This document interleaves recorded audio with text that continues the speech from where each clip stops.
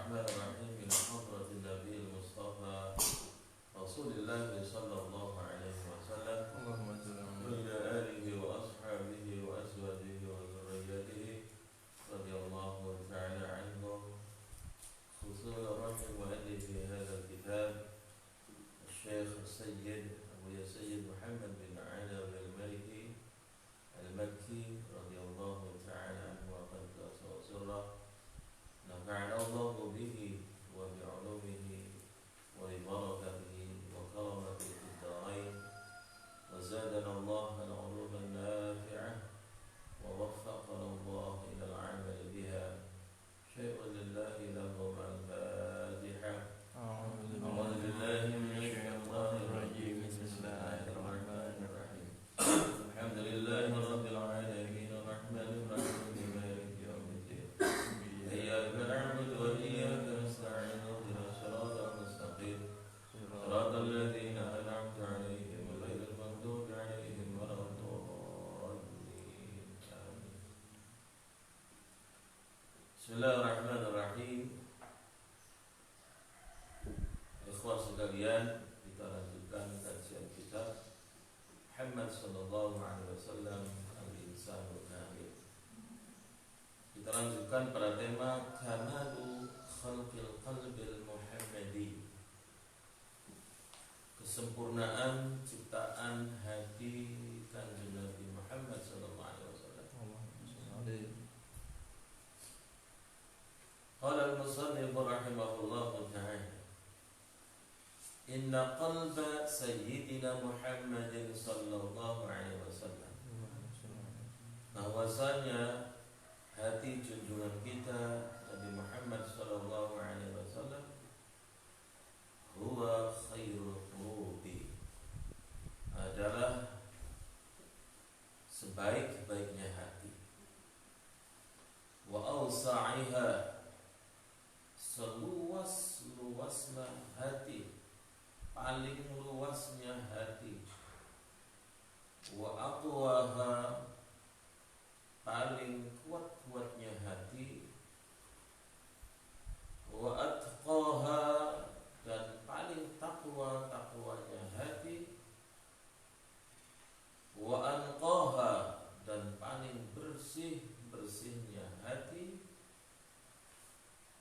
wa alyadaha, dan paling lembut-lembutnya hati, wa araqqaha, dan paling, yang bersama maknanya alian dengan arak.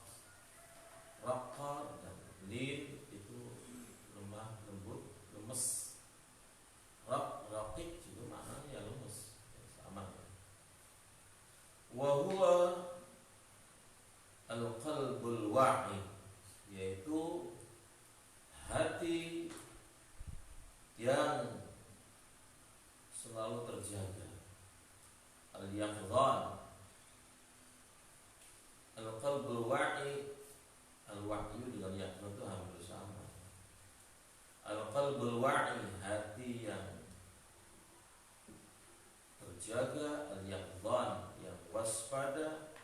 Al-fayyad, yang penuh dengan limpahan.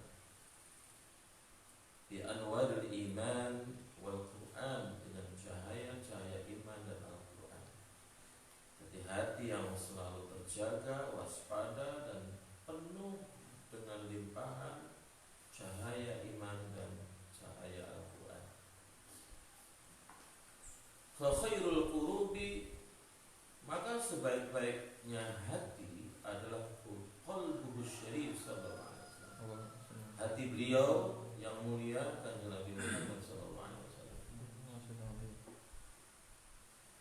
Ja'a, telah datang dalam sebuah riwayat fi Musnad Ahmad wa ghairihi, di dalam Musnad Imam Ahmad dan lainnya.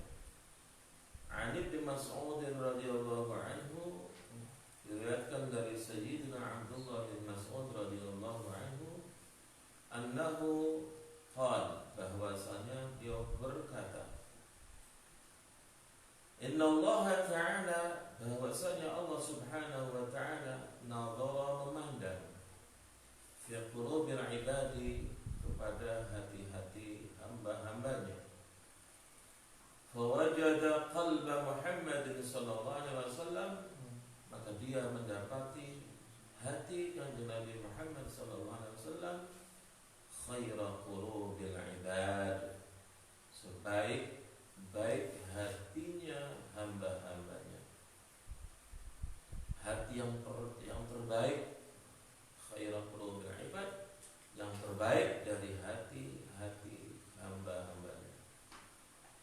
fastafahu li nafsihi, maka dia Allah memilihnya untuk dirinya sendiri. Wa bta'atsahu, dan Allah mengutusnya bi risalatihi, dengan membawa risalahnya. Summa nadhara, kemudian Allah memandang fi qulubil ibadi, kepada hati-hatinya hamba-hambanya. Fawajada quluba ashabihi, maka dia mendapatkan hati-hati para sahabatnya Nabi, khaira qulubil ibad, yang terbaik dari hati-hati hambanya.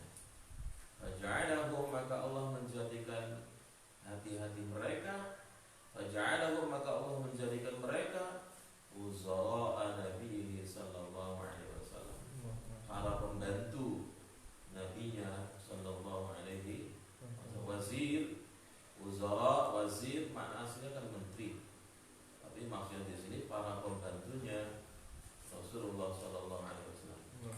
Yuqatiluna, yang mereka berperang, andinihi, untuk membela agamanya. Fama ra'ahul muslimun, maka apapun yang dipandang oleh umat Islam hasanan, hal yang baik. Fama ra'ahul muslimun, maka apapun yang dipandang oleh umat Islam hasanan, baik, bahwa maka ia indallahi, menurut Allah, hasanun, baik. Wa ma ra'ahul muslimun, dan apa yang dipandang oleh umat Islam sayyi'an, kejelekan, sesuatu apapun yang dipandang oleh umat Islam itu sebuah keburukan, bahwa maka ia indallahi, menurut Allah, sayyi'un, buruk juga. Yang terakhir ini adalah perkataan Sa'di al-Jalil atau bermaksud berhubungan ijma'nya para ulama.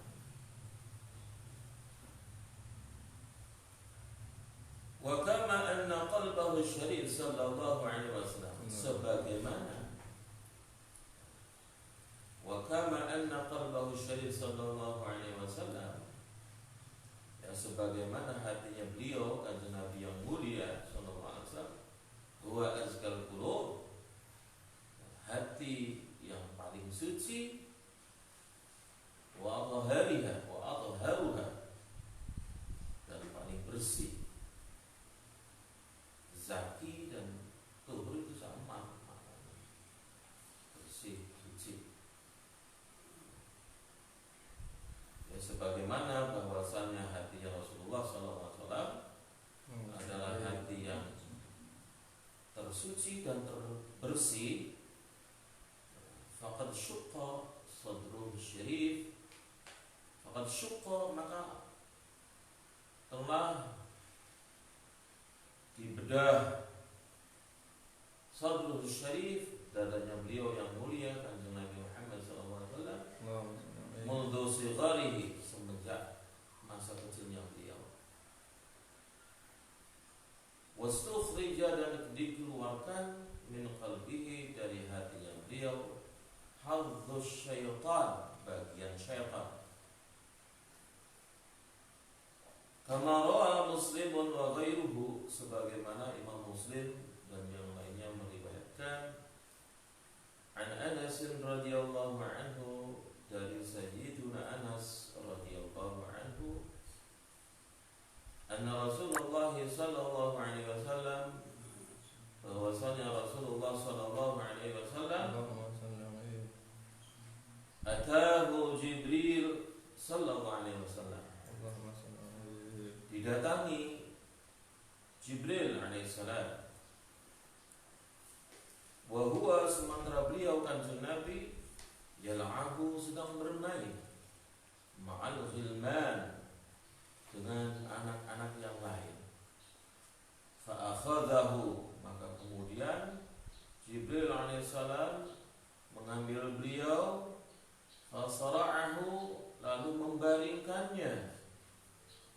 fasyuqqa, kemudian dibedahlah, an qalbihi, dari hatinya, fastukhrija, dan dikeluarkan, al qalbu, hati tersebut, fastukhrija, lalu dikeluarkan, minhu, dari hati, fastakhraja, ulangi saya, kalau dari awal mestinya maklum semua. Fa'akhadhahu, maka kemudian Jibril mengambil beliau, fasara'ahu, lalu membaringkannya, fasyaqqa, dan kemudian Jibril membedah an qalbihi, dari hatinya Rasulullah, fastakhraja, lalu mengeluarkan al-qalba, hati tersebut, wastakhraja, dan Jibril mengeluarkan minhu, dari hati tersebut, al-khatan, darah. Ya, alqa itu darah kental yang menempel di hati atau di jantung. Alqa.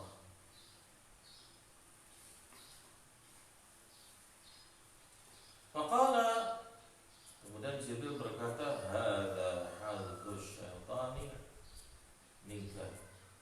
Ini berarti apa ini? Ini itu maksudnya alqah tadi. Ini adalah hadzus syaitan. Ini bagian syaitan.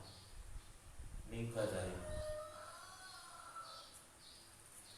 Tsumma ghasalahu, kemudian Jibril membasuhnya Rasulullah fi tastin, di baskom atau wadah, min zahabin, dari emas, bima'i zamzam, dengan air zam-zam. Tsumma la'amahu, kemudian malaikat Jibril alaihissalam mengatukkannya kembali. Mengatukkannya kembali. Kan dibedah tadi kan. La'amahu, mengatukkannya kembali hati tersebut, tsuma'adahu, kemudian mengembalikan hati tersebut, fi makanihi, di tempatnya. Bisa dibayangkan kan? Ini proses pembedahan organ dalam yang mukjizat, ya, insyaallah. Langsung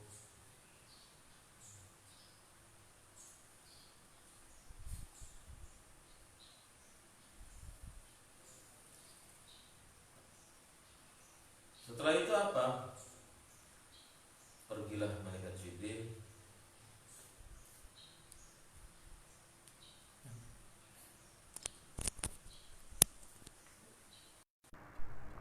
waja'a al-ghilmanu, kemudian datanglah anak-anak kecil yang bermain bersama Rasulullah tadi, yas'auna, mereka berlari-lari, ila ummihi, kepada ibunya, yakni yang dimaksud ibu itu dhi'rihi, ay murdi'atihi, ibu susunya Kanjeng Nabi, yaitu Halimah As-Sa'diyah. Jadi kejadian ini terjadi ketika Rasulullah SAW dalam pengasuhan Siti Halimah As-Sa'diyah di perkampungan Bani Sa'ad. Mereka, anak-anak kecil itu melari-lari, kemudian menemui ibu susunya Kanjeng Nabi, yaitu Halimah Sa'diyah. Faqalu, kemudian mereka memberitahukan, anna Muhammadan qad qutil, Muhammad SAW telah dibunuh.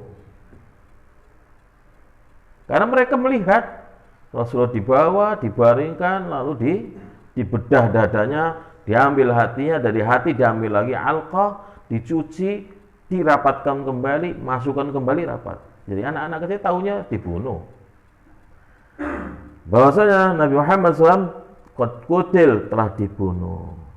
Fastaqbaluhu, kemudian mereka menemui Kanjeng Nabi Muhammad SAW waktu kecil tersebut, wa huwa muntaqi'ul laun, sementara Kanjeng Nabi Muhammad SAW muntaqi'ul laun, berubah warnanya. Bisa dibayangkan orang setelah operasi dadakan. Setelah operasi dadakan itu dibedah, ya otomatis berubah warna kulit. Ai mutaghayyirul lawn, artinya muntaqiul lawn itu berubah warna kulit, berubah warna muka dan seterusnya ya. Qala Anas, Sayyidina Anas berkata, wa qad kuntu ara, aku telah melihat athar zalika, bekas pembedahan tersebut, al-makhit, yang dijahit fi sadrihi sallallahu alaihi wasallam, pada dadanya Rasulullah sallallahu alaihi wasallam. Sayyidina Anas bin Malik tahu, sudah melihat itu bekas pembedahan tersebut, jelas seperti ada jahitan. Seperti ada jahitan. Kenapa Sayyidina Anas tahu? Anas bin Malik radhiyallahu taala anhu itu adalah salah seorang sahabat Rasulullah yang semenjak kecil itu disuruh oleh ibunya untuk berkhidmat kepada Kanjeng Nabi dan keluarganya. Itu semenjak Anas usia 10 tahun, beliau sudah berkhidmat melayani Kanjeng Nabi dan keluarganya. Dan cukup lama khidmatnya, 10 tahun lebih. Maka kalau kemudian beliau sampai tahu bekas jahitan yang ada di dadanya Kanjeng Nabi, itu ya nggak mustahil. Orang beliau hidup di rumahnya Kanjeng Nabi Muhammad sallallahu alaihi wasallam. Wa hadza syaqqu lis-sadri asy-syarif. Pembedahan dadanya Kanjeng Nabi yang mulia ini qad hasala lahu, itu telah terjadi kepada beliau sallallahu alaihi wasallam awwala marratin, untuk pertama kalinya, wa huwa saghirus sin, sementara beliau itu sangat kecil usianya, sangat muda usianya, inda Halimah, di dalam pengasuhan Halimah As-Sa'diyah. Itu jadi Rasulullah itu dibelah dadanya, dibersihkan hatinya itu sampai 4 kali dalam sejarahnya. Ini pertama kalinya ketika Rasulullah di dalam pemeliharaan Halimah Sa'diyah. Wa ammal marratu tsaniyah, adapun kali yang kedua, faqad syuqqa, maka telah dibedah sadruhu syarif sallallahu alaihi wasallam, dadanya beliau Kanjeng Nabi yang mulia sallallahu alaihi wasallam, wa huwa ibnu 10 sinin, tatkala beliau berusia 10 tahun. Wa huwa ibnu 10 sinin, tatkala beliau berusia 10 tahun. Wal hikmatu fihi, dan hikmah dalam pembedahan yang kedua kali ini, annal 10, bahwasanya usia 10 tahun itu qaribun, dekat, min sinnit taklif, dari usia mukallaf, usia dewasa awal seorang laki-laki. Min sinnit taklif, dari usia mukallaf. Fasyuqqa, maka kemudian dibedah qalbuhu sallallahu alaihi wasallam, hatinya Rasulullah SAW, wa quddisa, dan disucikan, hatta la yatalabbasu, yes, ini tujuannya, hatta la yatalabbasu, supaya tidak tercampur,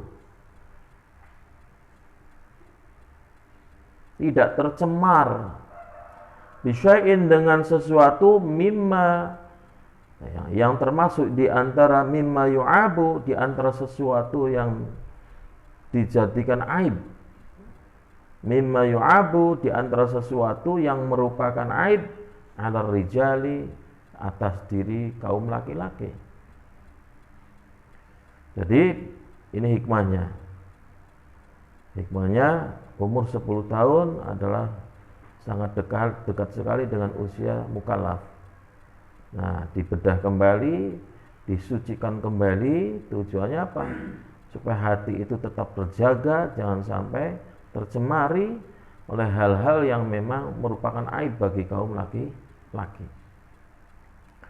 Wa ammal marratu tsalitsah, adapun kali yang ketiga, apa? Pembedahan yang ketiga. Faqad syuqqa sadruhu syarif sallallahu alaihi wasallam, maka dadanya beliau kanjeng Nabi yang mulia sallallahu alaihi wasallam telah dibedah inda maji'i Jibril alaihissalam, ketika datangnya malaikat Jibril alaihissalam bil wahyi ilaih, dengan membawa wahyu kepadanya, hina nubbi'a, ketika beliau diangkat jadi seorang nabi. Usia berapa? 40 tahun. Ketika usia 40 tahun, ini kali yang ketiga dibelah kembali dadanya, disucikan kembali, ya, ketika malaikat Jibril datang membawa wahyu kepada beliau, hina nubbi'ah, dikala beliau diangkat menjadi nabi. Wal hikmatu fi hadza syaqq, dan hikmah pembedahan ini, kama afadahul muhaqqiqun, sebagaimana yang dikatakan oleh ulama-ulama peneliti, kama afadahul muhaqqiqun, sebagaimana ya apa yang dikatakan oleh ulama-ulama peneliti, ahli tahqiq, peneliti, muhaqqiqun, ulama-ulama peneliti, huwa yaitu az-ziyadatu fi ikramihi, ya, nilai tambah dalam kemuliaan kanjeng Nabi. Ziyadah tambah kembali, az-ziyadah nilai plus dalam kemuliaan kanjeng Nabi, fi ikrami, dalam memuliakan kanjeng Nabi, wa imdadihi sallallahu alaihi wasallam, dan pemberian. Apa imdad itu? Madad itu bantuan, madad, imdad. Jadi pemberian energi robbani lah, saya katakan begitu. Wa imdadi sallallahu alaihi wasallam, penganugerahan energi robbani kepada kanjeng Nabi Muhammad sallallahu alaihi wasallam. Wa taqwiyatihi, dan penguatan untuk beliau. Wa i'dadihi, dan mempersiapkan beliau liyatalaqqa, untuk bisa menerima ma yuha ilaih, apa yang diwahyukan kepada beliau, biqalbin qawiyyin, dengan hati yang kuat, fi akmalil ahwal al-qudsiyah al-mardiyah, di dalam keadaan-keadaan yang paling, keadaan suci, kondisi suci dan yang diridhoi, yang paling sempurna. Fi akmali, dalam fi akmalil ahwali, dalam kondisi-kondisi al-qudsiyah, kondisi kesucian dan keridhaan yang paling sempurna. Itu hikmah pembedahan yang ketiga kali tadi. Ada tambahan dari Allah Subhanahu wa taala. Tambahan apa? Untuk lebih memuliakan kanjeng Nabi, untuk lebih mentransfer energi robbani kepada beliau. Imdad, madad. Sering kita kan madad itu bantuan langit lah. Al-madad ya Rasulullah. Berarti kita minta apa? Minta bantuan kepada kanjeng Nabi. Imdad robbani. Jadi ada transfer energi robbani lah, kalau kerennya begitu. Dan menguatkan beliau dan mempersiapkan beliau agar mampu menerima semua hal yang diwahyukan kepada beliau dengan apa? Dengan hati yang kuat, dalam kondisi kesucian dan keridhaan yang paling sempurna. Wa ammal marratur rabi'ah, adapun kali yang keempat, faqad syaqqa sadruhu syarif sallallahu alaihi wasallam, maka dada beliau Nabi yang mulia telah dibedah kembali Lailatul Isra, di malam Isra Mi'raj, di malam di malam kanjeng Nabi melakukan perjalanan, ya, dua dimensi dunia dan dimensi langit, Isra Mi'raj, kama warada fi sahihain, sebagaimana telah diceritakan dalam dua kitab sahih, Sahih Bukhari dan Sahih Muslim. Wal hikmatu fi hadza syaqq, dan hikmah di dalam pembedahan yang keempat ini, kama afadahul arifun, sebagaimana yang diambil hikmahnya oleh ulama-ulama arif billah. Kalau yang pertama kan muhakkikun, siapa? Ulama peneliti. Nah ini mah kalau urusan dimensi langit, nah ini bagiannya ulama arifun, para aulia. Huwa az-ziyadah fi ikramihi sallallahu alaihi wasallam. Ada nilai plus, nilai tambah fi ikramihi sallallahu alaihi wasallam dalam memuliakan kanjeng Nabi Muhammad sallallahu alaihi wasallam. Wa idhamihi, dan mengagungkan beliau. Wa ziyadatu, dan tambahan nilai plus kembali fi imdadihi. Ini di dalam mentransfer energi robbani kepada beliau. Wa idadihi, dan mempersiapkan beliau litta'ahub, untuk siap, litta'ahub, untuk siap-siap, lil wuquf, berdiri baina yadayillahi ta'ala, di hadapan Allah Subhanahu wa ta'ala, wa munajatihi, dan munajat dengannya. Ada munajat asli kan naja yunaji, naja yunaji, munaja. Munaja kan aslinya kan apa? Berbicara dekat dengan berbisik-bisik, itu kan romantis kan? Bicara dekat dan kayak orang bisik-bisik gitu. Itu munajat kan begitu, saking dekatnya. Wa munajati, dan bermunajat dengannya. Wa musyahadatil anwar, dan apa nih, persiapan untuk akan menyaksikan nur-nur. Musyahadatul anwar, menyaksikan nur-nur, wal asrar, dan rahasia-rahasia. Wa tajalliyatil jamal wal jalal, dan tajallinya sifat jamal dan jalalnya Allah Subhanahu wa taala. Tajalli itu ada penampakan istimewa. Ya, manusia istimewa ini untuk menghadap langsung Allah Subhanahu wa taala, menyaksikan apa? Itu hebatnya kanjeng Nabi ya. Kalau kita cerita nanti, ini ada kitab, beliau punya kitab sendiri ini. Sayyid Muhammad Al-Malik, Sayyid Muhammad bin Al-Malik ini punya kitab tersendiri yang membahas tentang cerita Isra Mi'rajnya kanjeng Nabi Muhammad secara lahir batin lah, dan hikmah-hikmahnya ada sendiri kitabnya. Beliau ngarang juga. Itu istimewa kan, untuk menghadap Allah, menyaksikan anwar, cahaya-cahaya, asrar, rahasia-rahasia langit, rahasia-rahasia ilahi, tajalli, sifat jamal, sifat keindahan Allah, dan sifat jalal, keagungan Allah Subhanahu wa taala. Maka diperlukan ya makhluk yang istimewa dengan persiapan yang istimewa. Ya, ini inti ujungnya ini. Ya bisa dibayangkan zahir batin kanjeng Nabi mampu melampaui yang dicapai oleh malaikat sekalipun. Jibril saja yang sampai Sidratul Muntaha, setelah itu selesai dia. Sampai di sini aku menemanimu, monggo silakan terus melanjutkan perjalanan sendiri. Ini Nabi sendiri. Jadi kalau aku terus, aku akan musnah dan hancur lebur. Padahal dari cahaya akan memasuki dimensi cahaya. Kok hancur cahayanya? Ya kan cahaya di sana lebih kuat. Sama persis. Ini kan listrik cahaya.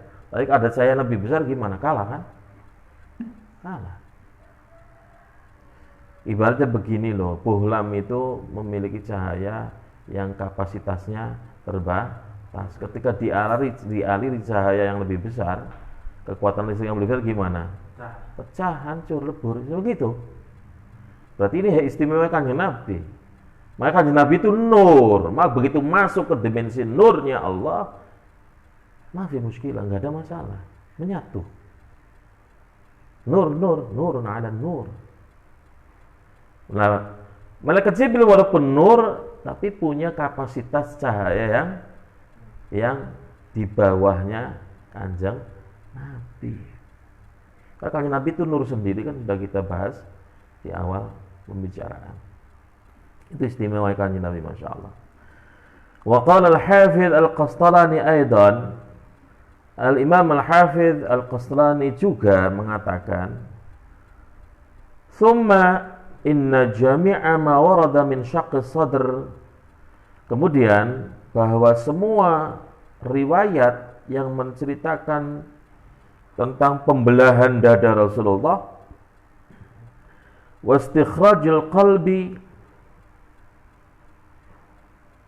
dan mengeluarkan hati, dan dikeluarkannya hati, wa ghairi dzalika, dan lain-lainnya, itu minal umuril khariqah lil 'adah. Itu termasuk hal-hal yang melampaui adat kebiasaan. Khariq lil 'adah. Sebuah mukjizat. Khariq lil 'adah, amrun khariqun lil 'adah. Sesuatu yang memang menyalahi kebiasaan. Mimma yajibut taslimu lahu, termasuk perkara yang kita wajib taslim lah, wajib menerima. Gak boleh komen, apalagi sampai mengingkari. Kita sebagai muslim wajib menerima hal-hal seperti ini. Duna ta'arud li sarfihi min haqiqati, ya nggak boleh coba-coba untuk memalingkan dari hakikat yang sebenarnya. Duna ta'arud, tanpa coba-coba, tanpa berusaha untuk memalingkan dari hakikat yang sebenarnya. Jadi semua hal yang menceritakan, riwayat-riwayat menceritakan tentang pembedahan dada Rasulullah sampai 4 kali, itu termasuk sesuatu yang harus kita imani dan harus kita terima apa adanya, tanpa perlu kita harus berusaha memalingkan makna dari hakikat. Iya, dibedah, titik, selesai. Nggak usah lalu hatinya dikeluarkan, iya dikeluarkan. Dari hati dibedah lagi, dikeluarkan alqah, iya begitu. Tidak usah dipalingkan dari hakikat yang sebenarnya. Kenapa? Li salahiyatil qudrah. Karena memang layak. Kemampuan yang diperoleh Kanjeng Nabi itu layak. Li salahiyatil qudrah. Karena salahiyah, kelayakan, kemampuan. Satu, kemampuannya Jibril. Kedua, kemampuannya Kanjeng Nabi. Tentu ini bi qudratillah, dan atas kudratnya Allah Subhanahu wa ta'ala. Fala yastahilu syai'un min dzalik. Tidak ada sedikit pun sesuatu yang mustahil. Kalau sudah di mana? Ditarik ke kudratnya Allah Subhanahu wa ta'ala, itu tidak ada hal yang mustahil. Nah, kita sebagai seorang muslim, seorang mukmin, wajib mengimani hal itu dengan keyakinan yang kuat dan tidak boleh dipalingkan dari makna hakikatnya. Iya, selesai. Nah, Allah kuasa? Iya, pasti. Tidak ada yang mustahil bagi Allah. Nah, kenapa Jibril? Ya Jibril. Kanjeng Nabi ya Kanjeng Nabi. Semuanya serba istimewa. Walaupun ya mungkin ada gambar orang sekarang, nah gimana itu ya dibedah. Kalau dibedah itu darahnya kemana-mana. Itu bisa kehabisan darah, itu bisa meninggal itu. Nggak ada transfusi lagi. Ya itu karena kitanya mikirnya pakai logika manusia biasa. Ini amrun khariqun lil 'adah. Bagian dari mukjizatnya Kanjeng Nabi Muhammad SAW. Wa qala aidan, beliau juga mengatakan, qala Suyuti, Imam Suyuti berkata, wa ma waqa'a min ba'di jahalatil 'asr. Apa yang terjadi pada sebagian orang-orang bodoh zaman ini, kata beliau, jahilun, juhalun, jahalah. Jahil satu orang, bodoh. Juhal banyak, tapi jahalah lebih banyak lagi. Apa yang terjadi pada sebagian orang-orang bodoh masa kini, min ingkari dzalika, ya, dari pengingkaran mereka terhadap hal itu. Jadi sebagian orang mengingkari, masa sih, ya itu tadi. Wa hamlihi alal amril ma'nawi, dan mereka membawa makna pembedahan dada itu kepada perkara yang sifatnya maknawi, bukan hakiki, maknawi. Wa ilzami qailihi alqaulu biqalbil haqaiq, wa ilzami, dan mengharuskan orang yang berpendapat seperti ini alqaulu biqalbil haqaiq, pendapat yang membalikkan hakikat realitas sebenarnya. Wa huwa jahlun sharih, itu sebuah kebodohan yang nyata, wa khata'un qabih, dan kesalahan yang sangat buruk, nasya'a, yang timbul min khudlanillahi ta'ala lahum, dari khudlannya Allah kepada mereka. Khudlan itu gini loh, khudlan itu lamanya taufik. Kalau taufik berarti kita dibantu oleh Allah. Kalau khudlan, kita dibiarkan oleh Allah begitu saja, sehingga apapun yang dikatakannya itu semua bersandar dari kemampuannya hanya berpikir saja, tanpa ditolong oleh Allah Subhanahu wa taala, maka sok pasti hasilnya nggak karuan. Berbeda dengan orang yang ucapannya, perbuatannya selalu diberi taufik oleh Allah Subhanahu wa taala. Jadi kata beliau, kata Imam Suyuti, barang siapa yang mentakwil makna syaqqus sadr, pembedahan dada beliau, dan mengeluarkan hati itu dengan makna yang secara maknawi, bukan hakiki, ya majazi lah, kiasan saja, itu kesalahan yang fatal. Dan orang yang ngomong begitu itu nggak dapat taufik dari Allah, kata Imam As-Suyuti rahimahullah. Wa uqufihim 'alal ulum al-falsafiyah, dan pendalaman mereka terhadap ilmu-ilmu filsafah, dan mendalaminya mereka terhadap ilmu-ilmu filsafah. Wa bu'dihim an daqa'iqis sunnah, dan jauhnya mereka dari detail-detailnya sunnah Kanjeng Nabi Muhammad SAW. Detail-detailnya sunnah, hadis-hadisnya Kanjeng Nabi.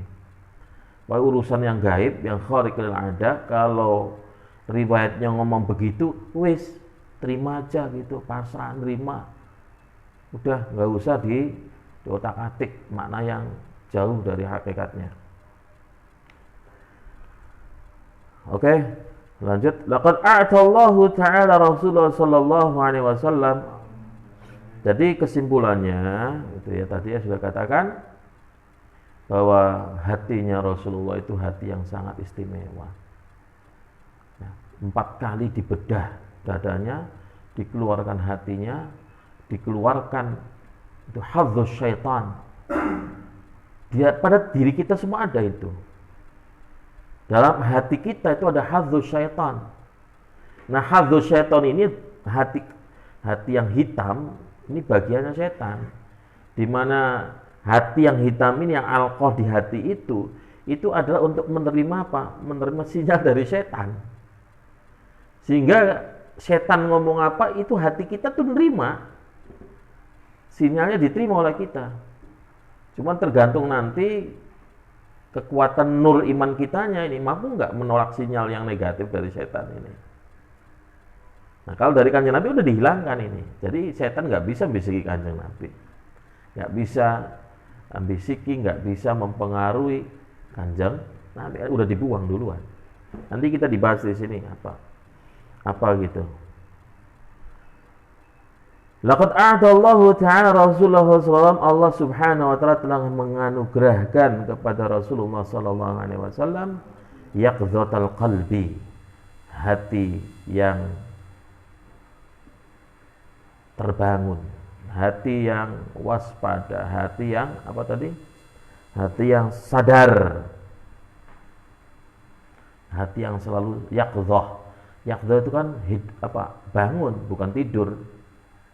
Yaqdhah, hati yang selalu waspada, hati yang selalu astagfirullahaladzim, hati yang selalu sadar. Yaqdhatul qalbi. Fahuwa, sementara beliau fi tawajjuhin ilallahi ta'ala, ya, dalam menghadap kepada Allah Subhanahu wa taala. Wa wa'anhu, dan menerima apa-apa dari Allah Subhanahu wa taala daimaini, selalu.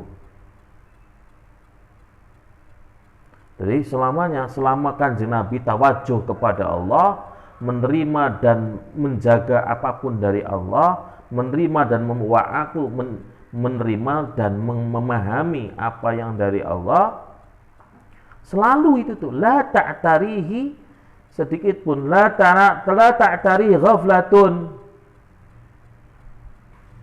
ya, kelalaian tidak mempengaruhi Kanjeng Nabi.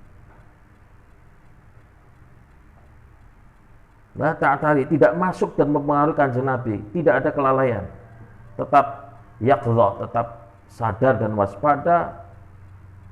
Wala yatru ala qalbihi syaibatu naumatin, ya, dalam hatinya pun sedikit pun tidak masuk apa syaibatu naumah, pengaruh tidur. Maksudnya tidur yang sifatnya batin, ya.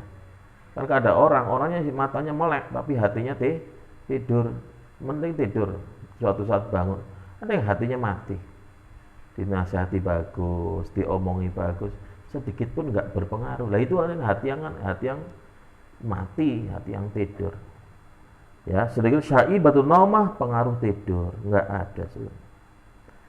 Jadi hatinya Rasulullah SAW itu selalu tawajuh kepada Allah, selalu mendengar dan memahami apapun yang diterima dari Allah Subhanahu wa taala, sedikit pun tidak pernah ghaflah, lalai dan tidur, sedikit pun tidak.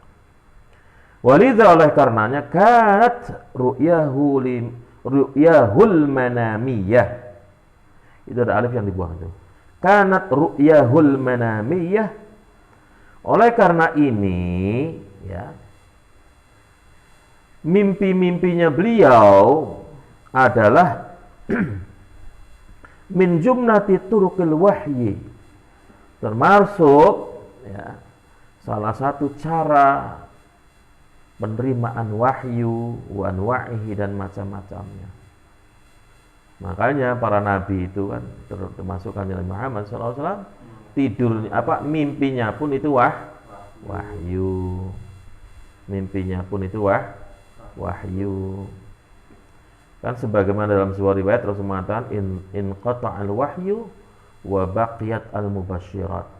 Wahyu telah terputus tapi masih ada yang sisanya, itu al mubasyirat. Sesuatu yang bisa memberi kabar yang menggembirakan. Apa itu? Ru'yal mukmin, mimpinya orang mukmin. Kalau mimpi orang mukmin saleh, itu bagian dari ilham dari Allah Subhanahu wa taala, bagian dari salah satu sampai selesai, bukan wahyu namanya, ilham kalau kita. Tapi kalau bagi Rasulullah SAW itu adalah wahyu. Kenapa? Mimpinya pun bagian dari wahyu. Sebagaimana kisah penyembelihan siapa? Kisah perintah menyembelih Ismail, kan itu melalui mimpi. Nabi Ibrahim bicara kepada putra, ya bunayya inni ara fil manami anni azbahuka fanzur madza tara. Wahai putraku, ayah melihat dalam mimpi, dan mimpinya Nabi itu kan wahyu, makanya yakin ini perintah Allah. Ini ara fil manami, aku melihat dalam mimpi, anni azbahuk, bahwasanya ayah menyembelih kamu. Fanzur madza tara, coba lihat deh pendapatmu gimana. Karena Nabi Ismail juga ya seorang nabi, maka jawabnya, ya abatif al ma tu'mar, wahai ayahandaku, kerjakan yang diperintah. Itu kan yakin, hakul yakin. Pemberitahuan ini dari Allah, hakul yakin, nggak ada keraguan sedikit pun. Itu. Kama anna naumahu, sebagaimana tidurnya beliau, la yang kudu, tidak membatalkan wudu'ahu sallallahu alaihi wasallam, wuduhnya beliau. sebagaimana tidurnya beliau tidak membatalkan wudunya beliau. Wa qad thabata dzalik, hal itu telah tetap bil ahadits sahihati, dengan hadis-hadis yang sahih. Fa fi sahihil Bukhari wa ghairi, di dalam kitab Sahih Bukhari dan selain beliau, an Aisyah radhiyallahu anha, diriwayatkan dari Sayyidatuna Aisyah radhiyallahu anha, fi hadits qiyamin Nabi sallallahu alaihi wasallam, dalam hadis yang menceritakan bangun malamnya Kanjeng Nabi, billail, qiyamin Nabi, bangunnya Kanjeng Nabi Muhammad sallallahu alaihi wasallam, billaili, di waktu malam. Qalat Aisyah, Sayyidatuna Aisyah berkata, qultu, aku mengatakan, ya Rasulullah, wahai Rasulullah, atanamu qabla an tutir, apakah engkau hendak tidur sebelum melakukan sholat witir? Apakah engkau hendak tidur sebelum melakukan sholat witir? Faqala, maka beliau menjawab, ya Aisyah, wahai Aisyah, inna ainayya tanamani, bahwasanya kedua mataku tertidur, wala yanamu qalbi, sementara hatiku tidak tidur. Mata merem, hati melek. Artinya apa? Tahu. Kalau ada yang ngomong ya tahu, apa yang terjadi pun tahu. Warawa, dan meriwayatkan Al-Bukhari, Imam Al-Bukhari, an Jabir radhiyallahu anhu, dari Sayyidina Jabir radhiyallahu anhu, qala, beliau berkata, ja'at, datang, malaikatun, beberapa malaikat, ila Nabi sallallahu alaihi wasallam, kepada Kanjeng Nabi Muhammad sallallahu alaihi wasallam, wa huwa, sedangkan beliau naimun, sedang tidur. Wa fi riwayat Tirmidzi, dan di dalam riwayat At-Tirmidzi, kharaja alaina Rasulullah sallallahu alaihi wasallam, kharaja alaina, keluar kepada kita Rasulullah SAW, faqala, kemudian beliau bersabda, inni ra'aitu fil manam, aku melihat dalam mimpiku, ka'anna Jibril 'inda ra'si, seakan-akan Jibril di atas kepalaku,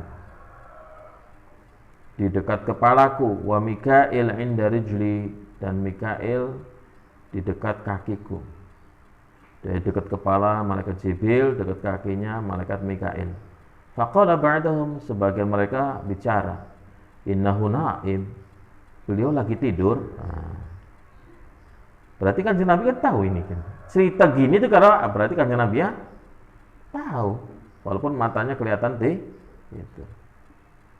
Wa qala ba'dhum, sebagian mereka mengatakan, innal aina naimatun, iya mata si tidur, wal qalbu yaqzan, hatinya tetap sadar, tetap bangun, yaqzan, bangun. Iya, hatinya si tidur, tapi hatinya bangun, tetap sadar, yaqzan.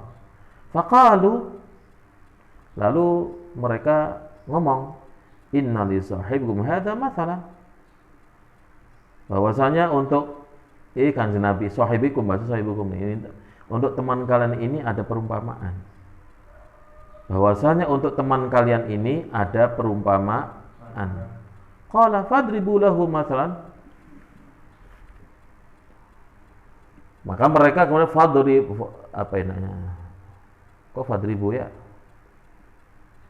Qalanya ini Jibril kayaknya. Fadribu lahu mathalan. Oke, kalau gitu ya bikinlah oleh kalian perumpamaan untuk beliau, untuk Kanjeng Nabi. Fadribu, maka bikinlah lahu, untuk beliau, masalan perumpamaan.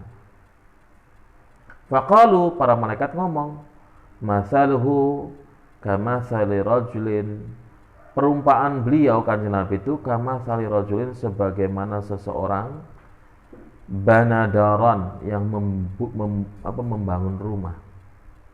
Bana, yang membangun daran, rumah. Wa ja'ala, kemudian dia membikin fiha, di dalam rumah tersebut, ma'dubatan, jamuan makan. Ma'dubatan, sampean ma'idah. al-ma'idah, jamuan makan. Wa ba'atha, kemudian dia mengutus da'iyan, pengundang, orang yang khusus mengundang ya, da'iyan, da'i, orang yang mengundang. Faman ajaba da'i, maka barang siapa yang mengikuti atau menuruti undangan pengundang, dakhala dar, dia akan masuk rumah.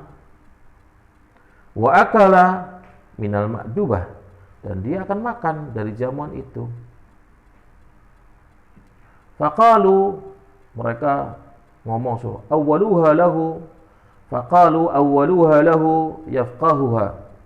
Coba dorong awwaluha, coba ditakwilkan untuk beliau agar beliau mampu memahaminya, ayyafhamuha. Coba ditakwil perumpamaan tersebut untuk beliau, biar beliau memahaminya, apa makna dari takwil perumpamaan tersebut. Faqala ba'dhum, sebagian mereka mengatakan, innahu na'im, oh dia lagi tidur aja. Nah, ini obrolan malaikat ini, obrolan malah ini katakan Nabi dengerin, innahu na'im, oh dia lagi tidur. Wa qala ba'dhum, sebagian ngomong lagi, innal 'aina na'imah wal qalbu yaqdhan. Iya, mata sih tidur tapi hatinya bangun. Asyik juga malaikat ngobrol ini. Faqalu, lalu mereka mengatakan, fadaru al-jannah. Ini rumah itu diumpamakan, rumah itu adalah surga. Wada'i, orang yang memanggil-manggilnya itu Muhammad sallallahu alaihi wasallam. Faman ata'a Muhammadan sallallahu alaihi wasallam, maka barang siapa yang mentaati kanjeng Nabi Muhammad sallallahu alaihi wasallam, faqad ata'a Allah, maka telah mentaati Allah. Wa man 'asa Muhammadan, dan barang siapa yang bermaksiat kepada kanjeng Muhammad sallallahu alaihi wasallam, faqad 'asa Allah, maka telah bermaksiat kepada Allah Subhanahu wa taala. Al-hadits. Wa fi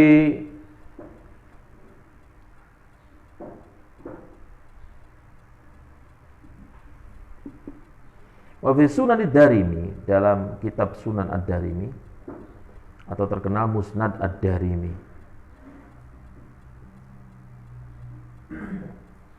utiyan Nabi sallallahu alaihi wasallam, utiya, kanjeng Nabi Muhammad sallallahu alaihi wasallam didatangi. Faqila lahu, kemudian dikatakan kepada beliau, litanam ainuk,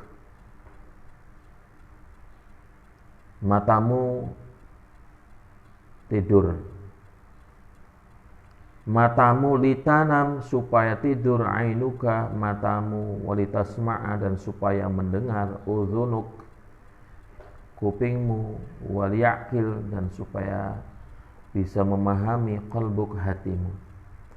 Matamu suruh tidur, kupingmu disuruh mendengar, hatimu disuruh memahami. Qal, Rasulullah mengatakan, fanamat ainaya, kedua mataku tertidur. Wa sami'at udhunaya, tapi kedua telingaku mampu mendengar. Wa aqala qalbi, dan hatiku berakal, maksudnya bisa memahami. Qalbin aqul, hati yang berakal. Nah ini pertanyaan, sebenarnya yang berakal itu hati apa otakmu? Kalau bersyariat ini berarti yang berakal dan mampu berpikir itu hati, bukan otak. Bukan otak, anggota ini tubuh. Terserah itu mah. Sebab ketika Sayyidina Abdullah bin Abbas ditanya juga, bimanil tahada ilman, dengan apa engkau mendapatkan ilmu? Jawab Sayyidina Abdullah bin Umar, apa jawabnya?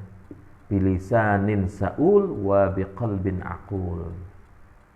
Dengan lidah yang banyak bertanya dan dengan hati yang aqul, hati yang berakal dengan memahami. Itu ya, itu mah terserahlah. Yang penting ini wa aqala qalbi, dan hatiku berakal, hatiku berpikir, hatiku memahami.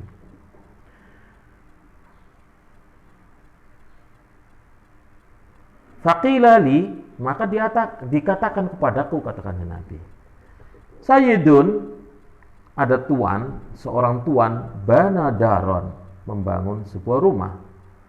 Fasana'a ma'dubatan, lalu si tuan ya membikin jamuan, makan. Wa arsala, lalu mengutus da'iyan, orang yang mengundang. Faman ajaba da'i, maka barang siapa yang memenuhi undangan da'i, tentu dakhalad dar, akan masuk ke rumah. Wa akala, dan makan, minal ma'dubati, dari jamuan makan. Wa radiya anhu as-sayyid, dan sang tuan akan ridho kepadanya, akan meridhoinya. Wa radiya anhu, dan meridhoi orang yang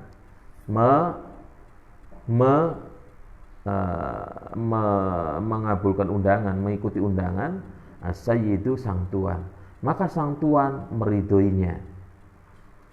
Waman lam yujib, barang siapa yang tidak ya mengabulkan adai, orang yang mengundang, ya diundang nggak datang, berarti lam yadkhulid dar, tidak masuk rumah. Ya kalau tidak masuk rumah, lam yut'im, tidak memakan, minal ma'dubati, dari jamuan makan. Lah sayyidnya gimana? Tuan yang bikin rumah, bikin makanan, nyuruh orang ngundang, gimana? Wasakhitu alaihi sayyid, dan sang tuan membencinya, bukan ridho. Dan sang tuan marah dan benci kepadanya.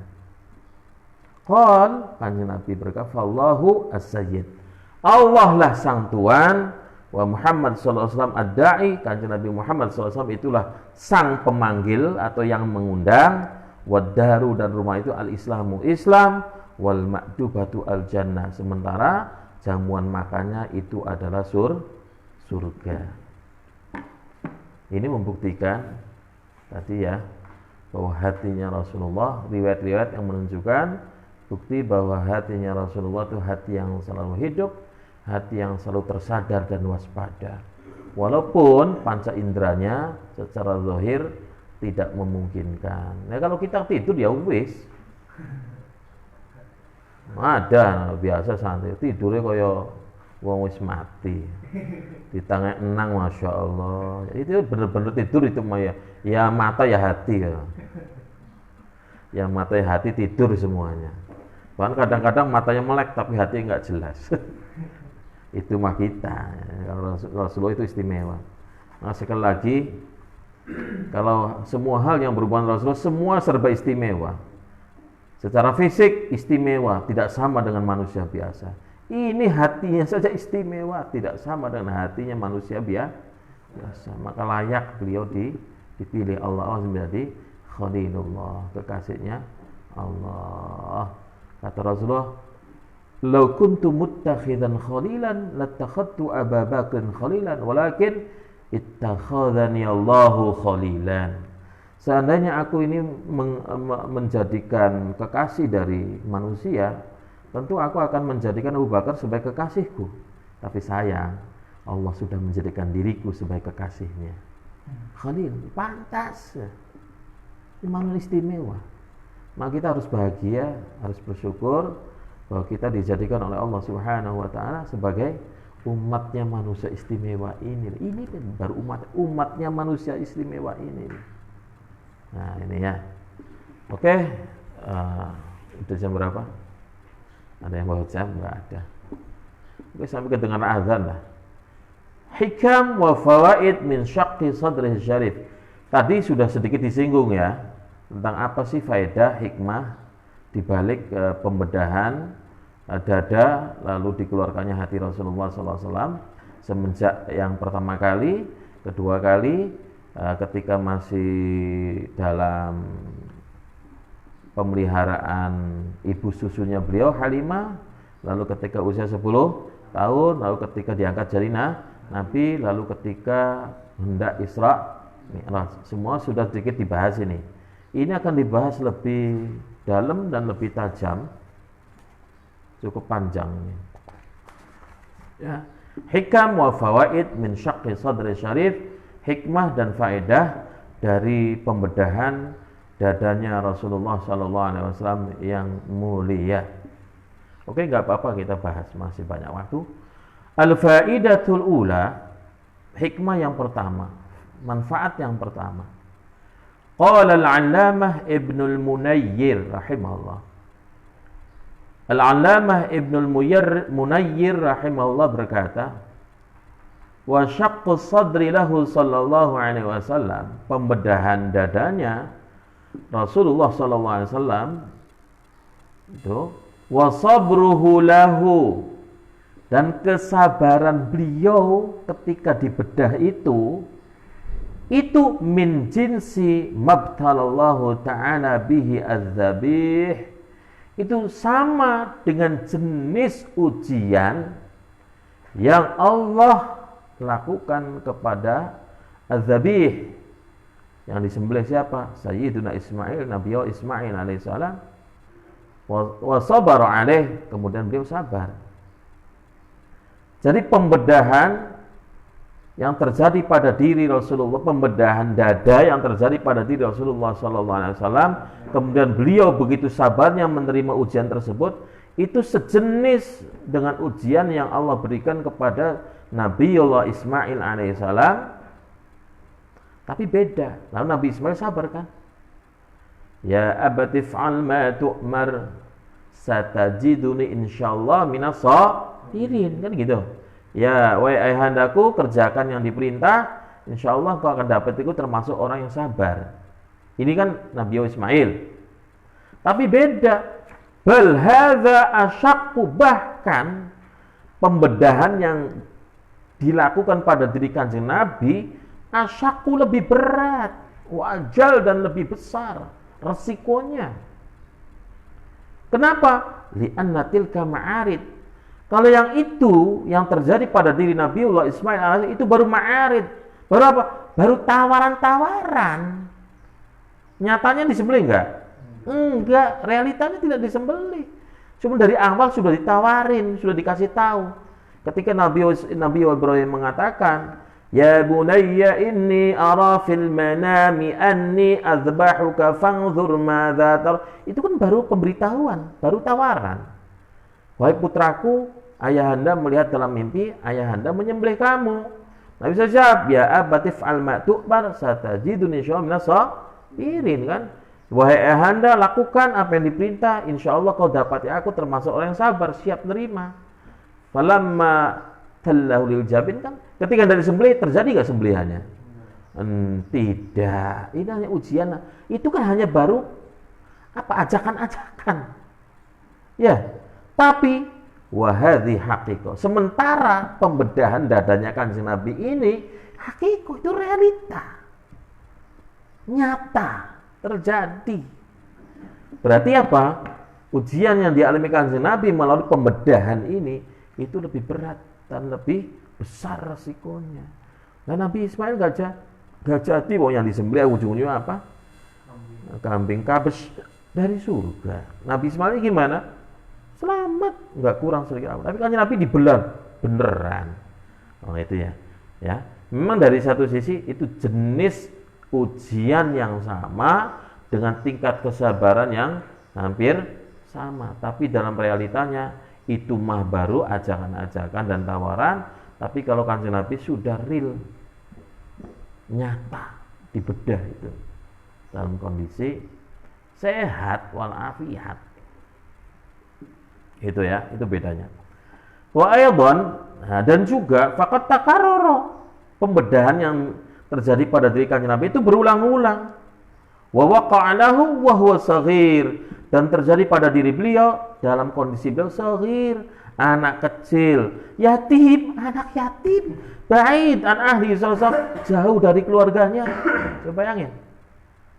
Anak kecil diasuh oleh orang lain, jauh di perkampungan, jauh dari keluarganya, yatim lagi. Bisa dibayangkan? Ayo, tingkat ujiannya, beratnya ujiannya, bayangin. Anak kecil jauh dari keluarga, sudah yatim lagi. Ya. Itu yang pertama, faedah yang pertama. Al-faidatu tsaniyah, faedah yang kedua. Su'ila Syekhul Islam Abdul Hasan As-Subki rahimahullahu ta'ala. Syekhul Islam Abdul Hasan As-Subki rahimahullahu ta'ala ditanya Anil Alqah As-Sauda, tentang itu loh. Ya. Darah hitam yang menggantung di hati. Anil Alqah As-Sauda, darah hitam yang menggantung di hatinya Kanjeng Nabi itu. Allati ukhrijat, yang dikeluarkan min qalbihi sallallahu alaihi wasallam, dari hatinya Rasulullah sallallahu alaihi wasallam, hina syuqqa, tatkala dibedah fuaduhu, hatinya Kanjeng Nabi. Wa qaulil malaki, dan tentang perkataan malaikat, hadza hadzu syaitan minka, ini adalah bagian syaitan yang ada pada dirimu. Ini Imam As-Subki ditanya tentang itu. Fa'ajaba rahimahullah ta'ala, maka beliau rahimahullah ta'ala menjawab, bi anna tilkal alqah khalaqaha Allah ta'ala fi qulubil bashar, bahwasanya darah hitam yang menggantung itu Allah ciptakan di semua hati-hatinya manusia.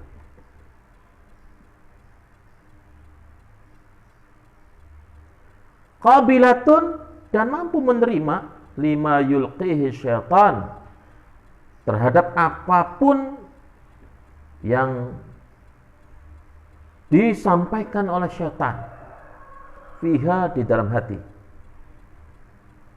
Jadi siapapun manusianya, di hatinya ada alqah ini, alqah as-sauda ini, ada darah kental hitam yang nempel di hati, semuanya ada nih manusia. Dan itu alat untuk menerima apa? Alat apa? Responder kayaknya itu. Alat untuk menerima apa? Apa namanya kalau peralatan elektronik? Untuk menerima sinyal, alat apa namanya?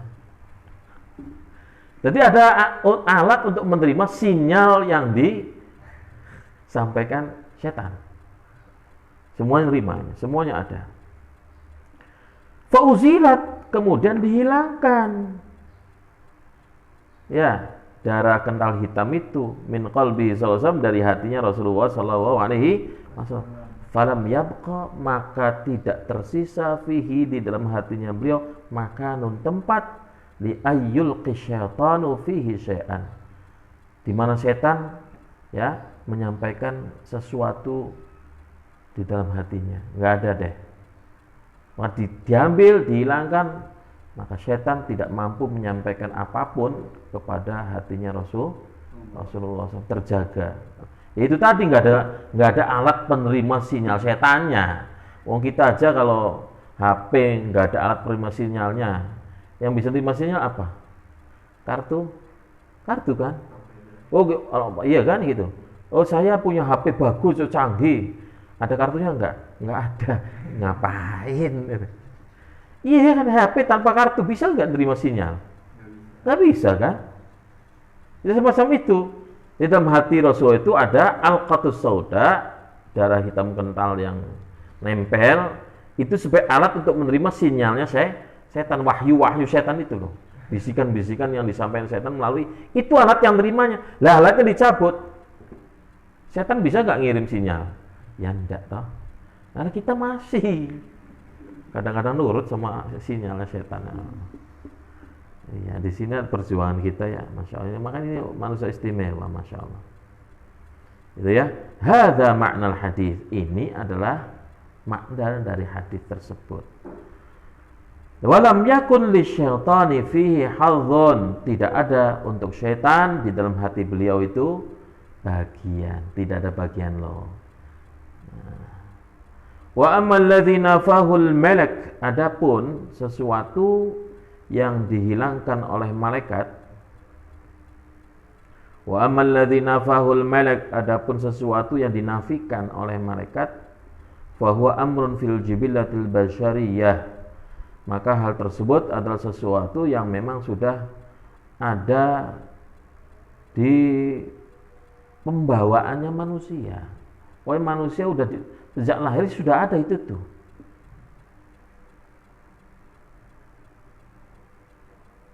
Fauzilal qabil, maka dihilangkan alat penerima tersebut, penerima bisikan setan. Alladzi lam yakun yalzamu min husulihi husul qadzafil qadzaf. Ya, yang tidak mesti dengan yang tidak mesti alladzi lam yakun yang dengan apa enaknya? Alladzi lam yakun yang tidak ada kemestian dari apa min husulihi dari berhasilnya pencabutan itu apa dari yang ya astagfirullahaladzim lam yakun yalzamu min husulihi husulul qadzaf fil qalbi, ya yang bisa dipastikan dengan berhasilnya dicabutnya tadi al-qasauda itu, maka gimana akhirnya husulul qadzaf fil qalbi, dengan yang kalau tidak diambil gitu loh. Alladzi lam yakun yalzamu, yang kalau alladzi lam yakun yang tidak ada kemestian dari adanya qabil itu adanya apa tadi? Ya, qadzaf.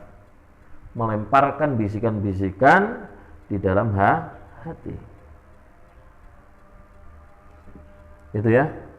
Jadi yang dinafikan oleh malaikat itu adalah amrun yang memang sesuatu hal yang semenjak awal penciptaan manusia itu ada, lalu dihilangkan, sehingga dengan dihilangkan tersebut tidak akan terjadi qadzaf oleh syaitan kepada hatinya kanjeng Nabi itu.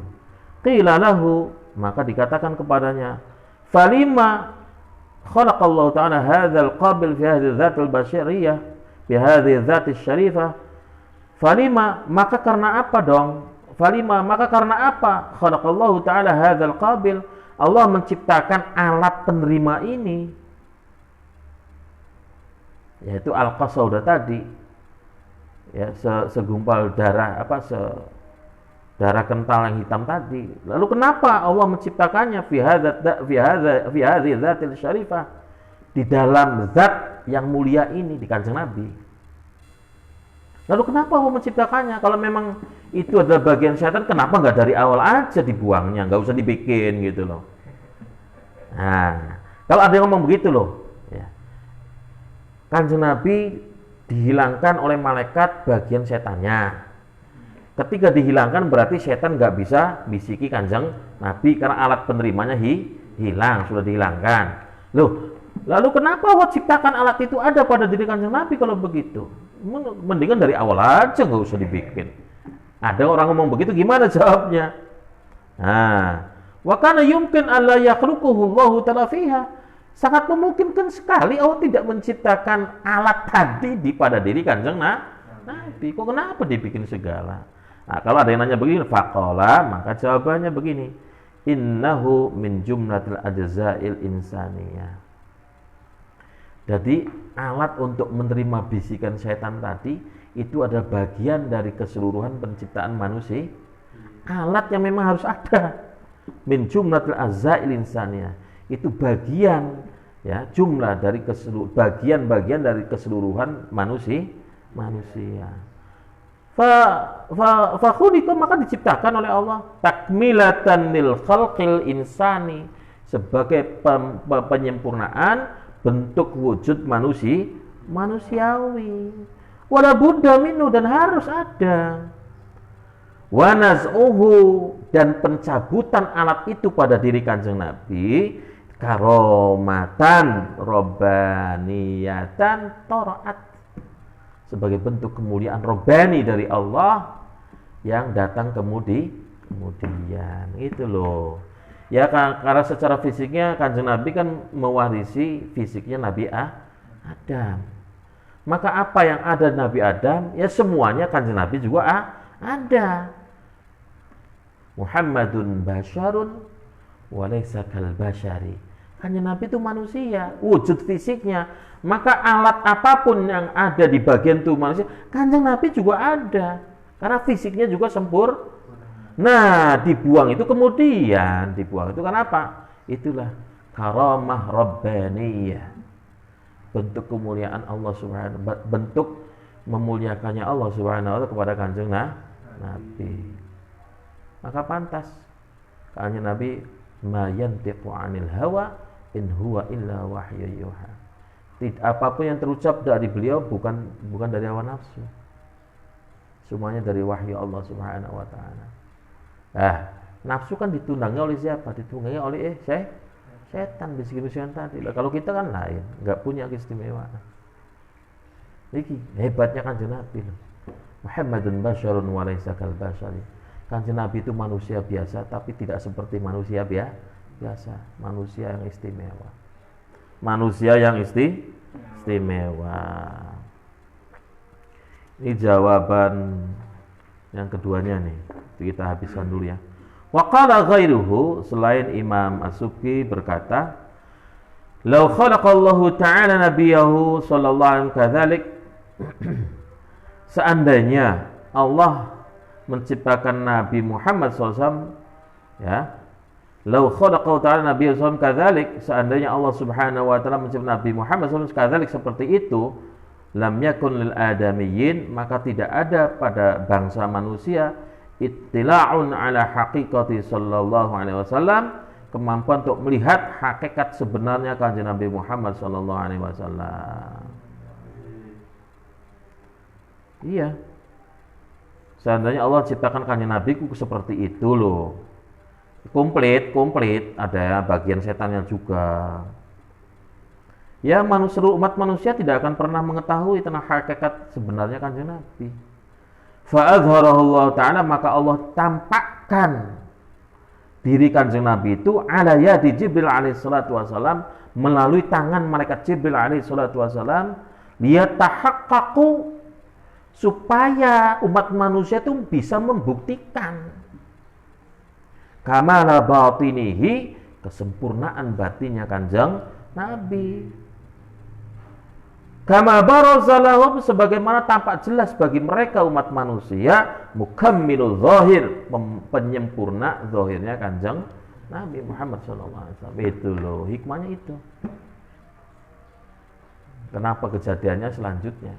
Supaya umat manusia tahu kadar kesempurnaan batinnya kanjeng Nabi, sehingga hadus syaitan dibuang. Inilah sempurna, mah. Loh, secara zahir penampilan, hati yang ini di sini jantung. Itu bagian setan diambil. Cas. Mohon maaf, coba kalian pernah buka jantungnya ayam nggak? Itu jantungnya yang dibuka, dalamnya ada apa? Ada darah kental itu yang nempel itu, hitam. Itu hadus syaitan kalau di kitanya ya. Wallahu ta'ala a'lam. Masya Allah, subhanallah. Ini sempurnanya kanjeng Nabi ya. InsyaAllah hikmah dan faidah dari pembedahan dadanya Rasulullah yang mulia sallallahu alaihi wasallam kita lanjutkan di kesempatan yang lain. Semoga kita semakin paham tentang hakikat kanjeng Nabi Muhammad SAW, semakin kagum, semakin mencintai beliau, dan mudah-mudahan cinta kita dibalas oleh kanjeng Nabi, diterima oleh kanjeng Nabi dan dibalas oleh kanjeng Nabi, dan bermanfaat untuk kita fid dunya wal akhirah. Amin ya rabbal alamin. Terima kasih. Subhanakallahumma wa bihamdika asyhadu an la ilaha illa anta astaghfiruka wa atubu ilaik. Wa sallallahu ala sayyidina Muhammadin wa ala washabihi ajmain. Walhamdulillahi rabbil alamin. Assalamualaikum warahmatullahi wabarakatuh.